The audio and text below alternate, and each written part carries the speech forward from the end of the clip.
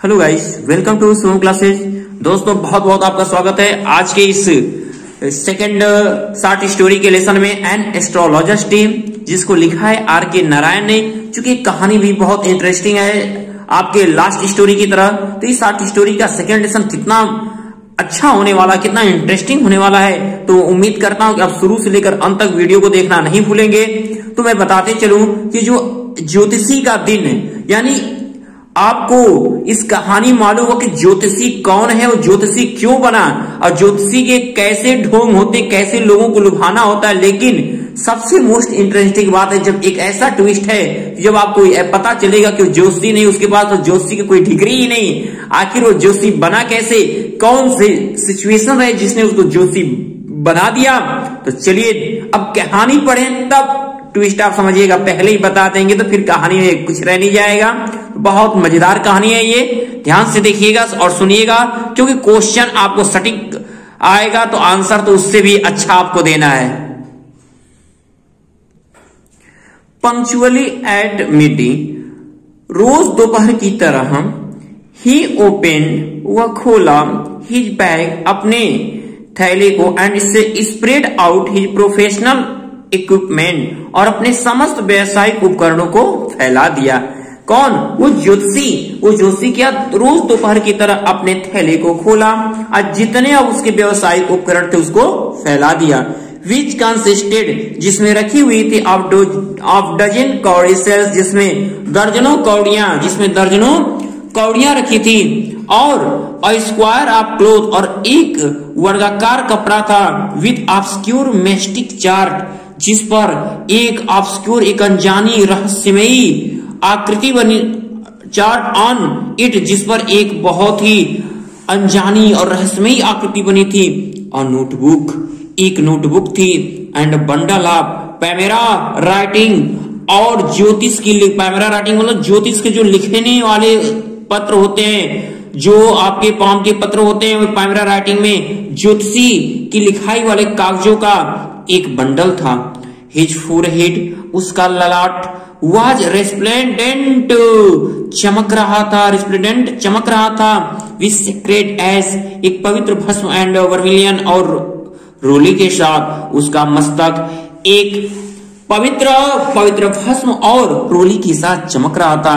And his eyes, और उसकी जो आंखें थी वो sparked with a sharp abnormal gleam, एक बहुत ही विचित्र तेज के साथ चमक रही थी।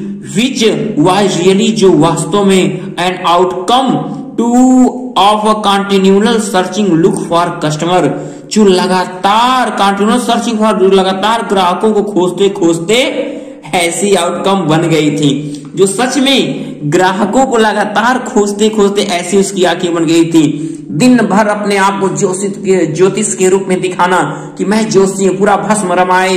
आप देखते होगे ऐसे लोग मठों पे या मंदिरों के पास देखते हो, बहुत भभूत लगाए आपके हाथ देखने के लिए बैठे रहते हैं, लगेगा कि कितने बड़े ये ज्योतिष हैं। ऐसी ज्योतिष की कहानी ये चल रही है, बहुत मजेदार कहानी आगे होने वाली है। बट लेकिन विच हिज सिंपल क्लाइंट्स, लेकिन उसके भोले भाले ग्राहक टुक बी प्रॉफिटिक लाइट, उसे दिव्य प्रकाश समझते थे, लेकिन उसके भोले भाले ग्राहक जो थे उसे दिव्य प्रकाश टुक लेते थे। एंड फील्ड कंफर्टेड, अब बहुत सुकून महसूस किया करते थे, बहुत आराम महसूस किया करते, लगता था कि वाह, इनसे बड़ा ज्योतिष तो दुनिया में कोई होगा नहीं, एक बार ये जो कह देंगे सत्य होगा। इतना हाव भाव उसका बहुत ज्यादा था, ठीक है, दंड कमंडल उसके बहुत ज्यादा थे, बहुत ज्यादा फ्रेम उसके अंदर भरा हुआ था, पूरी तरह से वो आकर्षित कर लेता है ऐसी बातों से कि क्या बताया जाए। तो the power of his eyes, जो उसके power of eyes was considerably enhanced by their position, जो उसके आंखों का जो तेज था वो उसकी स्थिति के कारण हो गया था। Place as they were between the painted forehead and dark whiskers which streamed down his cheeks, जो उसके पुते हुए, उस कह सकते हैं, इसको मिलाकर कह सकते हैं कि उसके पुते हुए आंखों और गालों के बीच, उसके क्या स्ट्रीम डाउन, उसके गालों और फोरहेड ललाट, पेंटेड फोरहेड और पुते हुए ललाट के बीच वो क्या था, उसकी स्थिति के कारण ये आंखें उसकी ऐसी बन गई थी। Even half wits eyes would sparkle in such setting, एक हाफ विट, एक लगभग मूर्ख की आंखें भी वुड स्पार्कल, चमक दे देंगी इन सच सेटिंग, इस तरह की लगभग एक मूर्ख की आंखें भी ऐसी चमक छोड़ सकती हैं। अगर वो बनावटी बात करे तो एक मूर्ख की भी आंखें ऐसी हो सकती हैं। टू क्राउन द इफेक्ट, अपने प्रभाव को दर्शाने के लिए और बढ़ाने के लिए, he would saffron coloured turban around his head, वो अपने सर के चारों तरफ एक केसरिया रंग का पगड़ी बांधता था। क्या करता था? To crown he the effect, अपने प्रभाव को दिखाने के लिए, he would saffron coloured turban around his head, अपने सर के चारों तरफ वो केसरिया रंग का पगड़ी बांधता था। This colour scheme never failed, जिसका कलर कभी धूमिल नहीं होता है। People were attracted to him, लोग उससे आकर्षित हो जाते थे। एज बीज, मधुमक्खियों की तरह, लोग उससे मधुमक्खियों की तरह क्या होते थे? आकर्षित हो जाते थे। आर अटैच टू कॉसम और डहेलिया स्टॉल्क, जैसे कॉस्मोस और डहेलिया के पुष्प पर मधुमक्खियां एकत्रित हो जाती है, वैसे लोग उससे क्या होते थे? आकर्षित हो जाते थे। ही सेट अंडर द, वो नीचे बैठता था, दबा शाखाओं की आप स्प्रेडिंग टेमराइन, एक विस्तृत इमली के शाखा के नीचे बैठता था। Which friend path running through the town hall park, जो रास्ता टाउन हॉल पार्क से होकर जाता था। It was a remarkable place in many way, ये कई तरीकों से बहुत ही उपयोगी स्थान था। ये कई तरीकों से बहुत उपयोगी स्थान था। और surging crowd was always moving up and down this narrow road, इस पतली हुई सड़क से एक बहुत अच्छी खासी भीड़ आती जाती थी। मॉर्निंग टिल, सुबह से लेकर शाम तक, सुबह से लेकर रात तक एक बहुत इस पतली सड़क पर एक भीड़ उमड़ा करती थी। अब उसके बाद कि a variety of trades and occupation was represented all along its way, इस रास्ते में विभिन्न प्रकार के व्यावसायिक प्रतिष्ठान और व्यापारिक केंद्र क्या थे? खुले हुए थे। जैसे में मेसिडीन सेलर, दवा विक्रेता, sellers of stolen hardware and junk hardware और कबाड़ियों की दुकानें, मैजिशियन जादूगर की दुकान, and above all auctioneer of cheap cloth, सस्ते कपड़े बेचने वाले फेरी वालों के, who created enough din all day to attract the whole town, जो दिन भर क्या करते थे? और दिन भर पूरी तरह और बेचने के लिए शोरगुल मचाते रहते थे। और उन छोटे सस्ते कपड़े बेचने वाले फेरी वालों भी उस रास्ते में रहते थे, जो लोगों को आकर्षित करने के लिए दिन भर उस रास्ते पर चिल्लाया करते थे। Next to him came a vendor of fried groundnut, इसके बाद शोरगुल मचाने में, शोरगुल वैसी फर्नियसनेस, शोरगुल मचाने में, नेक्स्ट टू हिम उसके बाद केम आता था वेंडर, एक विक्रेता का नाम ऑफ फ्राइड ग्राउंडनट, सूखी मूंगफली बेचने वाले के, भुनी हुई मूंगफली, फ्राइड ग्राउंडनट, भुनी हुई मूंगफली बेचने वाले विक्रेता का नंबर आता था। हु गेव, जो देता था, his ware of fancy name, एक बहुत ही अद्भुत नाम, ईच डे, प्रत्येक दिन, कॉलिंग इट, उसे बुलाने के लिए, जो अपने प्रत्येक दिन अपने सामान को, अपने मूंगफली को अलग अलग नाम दिया करता था। जैसे बॉम्बे आइसक्रीम, वन डे, किसी दिन कहता था बॉम्बे आइसक्रीम ले लो, ये बॉम्बे की आइसक्रीम है, ऑन द नेक्स्ट, और अगले दिन कहता था दिल्ली आलमंड, दिल्ली के बादाम खा लो, एंड ऑन द थर्ड, और तीसरे दिन राजा डिलिकेसी, और तीसरे दिन कहता था कि ये राजा की मिठाई है, ले लो, एंड सो ऑन, और इस तरह से, and so forth. People flocked to him, लोगों की भीड़ उसके चारों तरफ इकट्ठा हो जाती थी। ऐसे ऐसे बातें आप भी देखे होंगे, अपने सामान को बेचने के लिए कैसे फेरी वाले अलग अलग सेंटेंस निकालते हैं। और considerable portion of this crowd dallied before the astrologer too, और इस भीड़ का एक निश्चित हिस्सा क्या होता था? जोशी के सामने भी आकर ठहरता था। The astrologer translated his business by the light of a flare which cracked and smoked up above the groundnut heap nearby. The astrologer Joshi transacted his अपने व्यापार को चलाता था बाय द लाइट प्रकाश में ऑफ फ्लेयर रोशनी के बीच cracked and smoked up above the groundnut chip nearby. वो क्या करता था, एक चमचमाती हुई रोशनी के सामने वो अपने और पूरी तरह से चटक कर धुआं उड़ाती हुई जला करती थी। ऐसे रोशनी के पास वो अपना व्यापार चलाता था। Half the enchantment of the place, जो उस स्थान का आधा आकर्षण था, was due to the fact इसलिए था कि did not have the benefit to municipal lighting.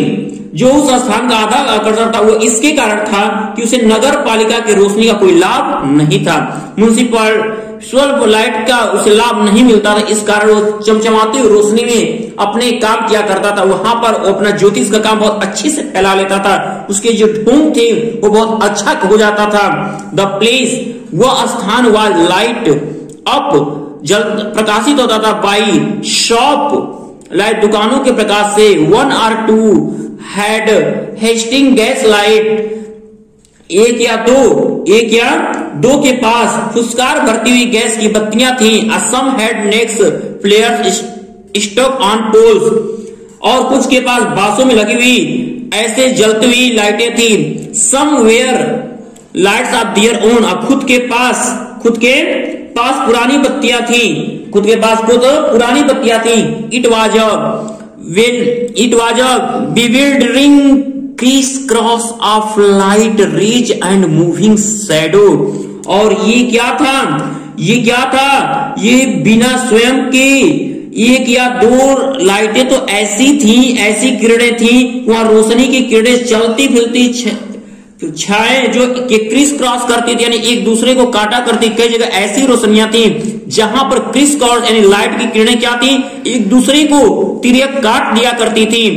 और this suited the astrologer very well, और यही चीज ज्योतिषी के लिए बहुत अच्छा था।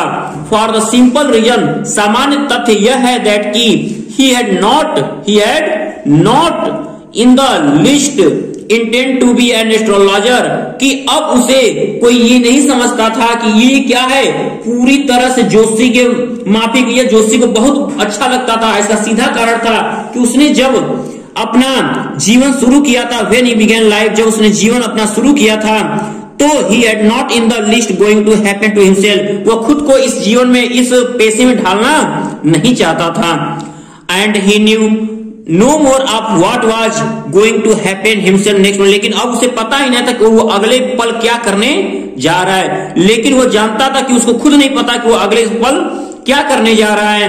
ही was as much a stranger to the stars as were his innocent customer, जो पूरी तरह से उन निर्दोष ग्राहकों को क्या करता था, उस निर्दोष ग्राहकों को पूरी तरह से अपने भविष्य के बारे में अनजान था, और वह हर एक भोले भाले ग्राहक को उतना ही अनजान बनाया करता था।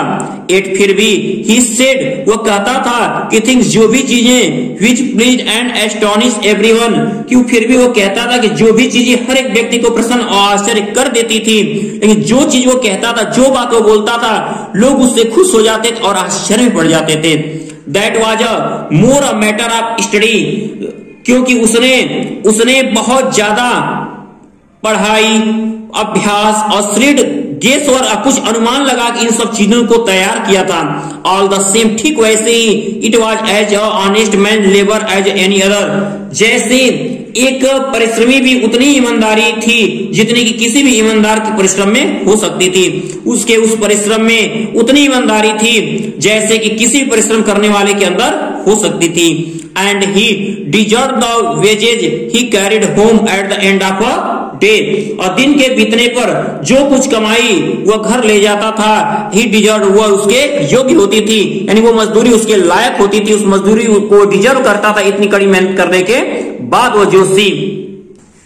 तो इस तरह से अब तक आप क्या समझे कि ये इसका जो जोशी का मन था वो कैसे कैसे लोगों को ठगा करता, लेकिन रीजन क्या था, जोशी बना क्यों था, ये रीजन अभी आपके सामने आया नहीं है। लेकिन वो ईमान जो भी काम, भले वो लोगों को भुलवाता था, लेकिन जो भी काम करता था उसके काम के प्रति ईमानदारी थी, इसलिए वो शाम के समय कुछ ना कुछ अपनी कमाई का ले जाने का हकदार था, वो डिजर्व करता था इस चीज को। तो अब जो कहानी अब आपके शुरू होने वाली है बहुत इंटरेस्टिंग, कि he had left his village, उसने अपना गांव छोड़ दिया था। क्यों छोड़ा था, अब उसके घर से ही कहानी शुरू होती है। तो अब यहाँ पर ये पार्ट 1 आज का, इस शॉर्ट स्टोरी का ये पार्ट 1 यहीं पर बंद होता है। क्लोज करते हैं पार्ट 2 में। अब आपको कहानी के लिए बहुत पूरी तरह एक्साइटेड रहिएगा, क्योंकि जोशी वो क्यों बना, आखिर किन चीजों ने, किस परिस्थितियों ने उसे जोशी बने को मजबूर किया। तो आप लगातार हमारे वीडियो के साथ बने रहिए। तो जानने के लिए आप शुभम क्लासेस के चैनल को जल्द से जल्द सब्सक्राइब कर ले, ताकि अगले वीडियो की नोटिफिकेशन आपको तुरंत मिल जाए और एक कहानी का जो ट्विस्ट है आपसे कहीं छूट ना जाए। तो यदि आज की वीडियो, आज का ये लेक्चर आपको पसंद आया तो ज्यादा से ज्यादा इसे मेरे बच्चों आप लाइक और शेयर कर दें। और कल की कहानी बहुत इंटरेस्टिंग है, अपने टाइम पे आप रहिएगा और इस कहानी को बहुत अच्छे से समझिएगा और शॉर्ट आंसर बहुत अच्छा क्लियर कर लेंगे आप। तब तक के लिए गुड लक माय डियर।